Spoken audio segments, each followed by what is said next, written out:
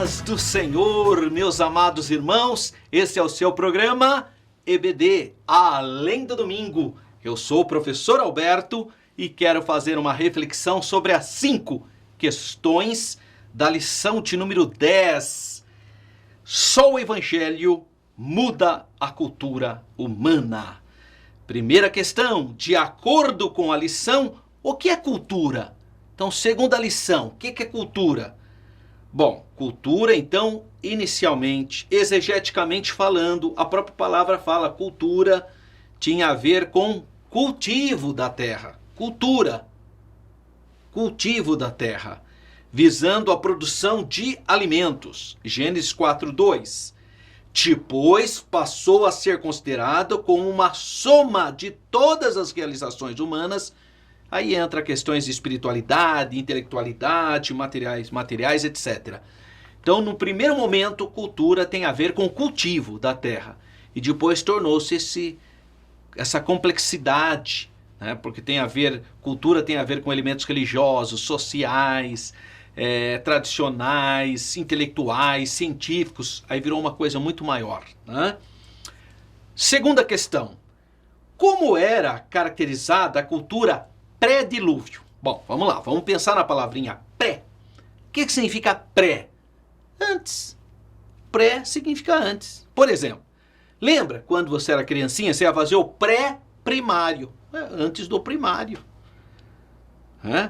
Lembra da pré-história? Antes da história. A palavrinha pré-conceito? Antes do conceito. Ah, essa pessoa é preconceituosa, porque ele tem um conceito anterior. Tá? Então a palavrinha pré significa antes. Pré-dilúvio, então antes do dilúvio. É isso que ele está perguntando, como que era a cultura antes do dilúvio. Bom, pela cultura do homicídio, do erotismo e do consumo irrefreado. Porque ele está falando daquela civilização caimítica, de Caim.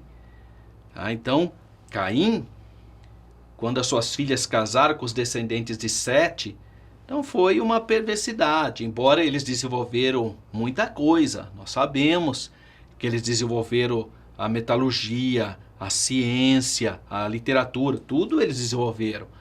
Mas era uma sociedade mundana.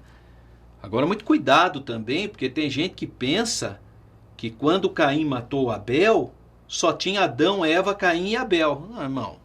É muita infantilidade esse pensamento, né? Claro que quando Caim matou Abel, havia muita gente já na terra, irmão. Porque tem gente que pensa também que eram 2 meninos, né? Que isso, irmão? Caim tinha mais ou menos 120 anos quando matou Abel. Já tinha até neto, tanto é que o próprio Caim fala aí que se eu encontrar alguém vai me matar. Deus falou, não, então eu vou pôr um sinal em você para não fazerem isso. Então já tinha muita gente na terra, né? Então às vezes a pessoa, coitada, falou, se Caim matou Abel, aí só sobrou Adão, Eva e Caim, com quem Caim casou? Ainda faz essa pergunta pra gente. Não, irmão, Caim já tinha muita gente na face da terra. A Bíblia diz que Adão teve filhos e filhas, então já tinha uma população. Então, porque aquele ato se deu quando Caim tinha mais ou menos 120 anos. Tá? Então, a civilização caimítica já tinha se desenvolvido. E posteriormente essa civilização vai acabar se unindo com os filhos de Deus, que é o descendente piedoso de Sete, o segundo filho de Adão. E aí o que vai acontecer? Essa mistura vai gerar a punição de Deus através do dilúvio. Então, como era caracterizada a sociedade antes do dilúvio? Infelizmente, embora ela tinha tecnologia, desenvolvimento, tudo, ela era uma sociedade erótica, cheia de homicídio e de consumo desenfreado. Olha a própria fala de Lameque. Ele já tinha instituído a poligamia, tinha casado com 2 mulheres, e já tinha matado pessoas, quer dizer, já tudo torta, né? Uma civilização muito guiada pelo mundanismo e pelo pecado. Questão de número 3. Em que contexto cultural Jesus nasceu?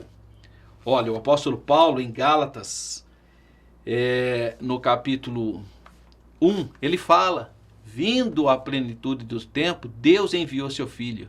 Né? Gálatas 4:4, se não me engano. Vindo a plenitude dos tempos, Deus enviou seu filho, nascido de mulher, nascido sob a lei. Então, é a plenitude dos tempos. Qual que era a plenitude dos tempos? Quem eram os povos que, na época, estavam ali impondo sua cultura, a sua administração? Essa é a pergunta. Em que contexto cultural Jesus nasceu? O Filho de Deus, quando se encarnou, quando se fez carne, quando o Verbo se fez carne, foi acolhido numa sociedade dominada por 3 importantes culturas ou civilizações. Três. Bom, primeiro, a judaica, onde ele nasceu, que Jesus era judeu. Segundo, era o Império Romano que governava o mundo, aquela região. A Judéia era uma província romana. E terceiro, o grego, porque Roma governava militarmente, mas culturalmente era a Grécia. Então nós podemos dizer que na época que o Verbo se fez carne, tínhamos um contexto cultural argamassado de 3 civilizações: judaica, romana e grega. Quarto, de que forma o evangelho influenciou a cultura gentílica? Como que o evangelho vai influenciar uma cultura? Ora, irmão, como que o evangelho vai influenciar? Através da palavra de Deus. Então, o evangelho influenciou profundamente as civilizações gentílicas. Irmão, a própria ideia de democracia, de mundo como nós temos hoje, tem a ver com a influência do evangelho. Mesmo com coisa torta, você pode observar, irmão, com todos os defeitos que tem, o mundo que foi influenciado pelo cristianismo ainda é melhor que os outros sistemas. Interessante isso, né? Com todas as nossas fragilidades, é o único sistema ainda que permite uma liberdade, que valoriza a individualidade e a criatividade. 5. Como podemos transformar a nossa cultura? Que o assunto é esse, né? Bom, a cultura atual em nada difere daquela pré-diluviana, aquela influenciada pelos filhos de Caim, caimita. No entanto, podemos transformá-la através da pregação do evangelho, das boas novas. O evangelho é poder de Deus. Ela transforma o mais cruel pecador, o terrorista, o esquerdista, o direitista, seja qualquer ideologia, o evangelho tem poder para transformar toda essa gente, irmão. Porque Jesus salva, Jesus cura, Jesus batiza com o Espírito Santo, Jesus prepara o homem para ir para o céu. Amém? Que Deus continue abençoando a sua vida. Fique na paz do Senhor.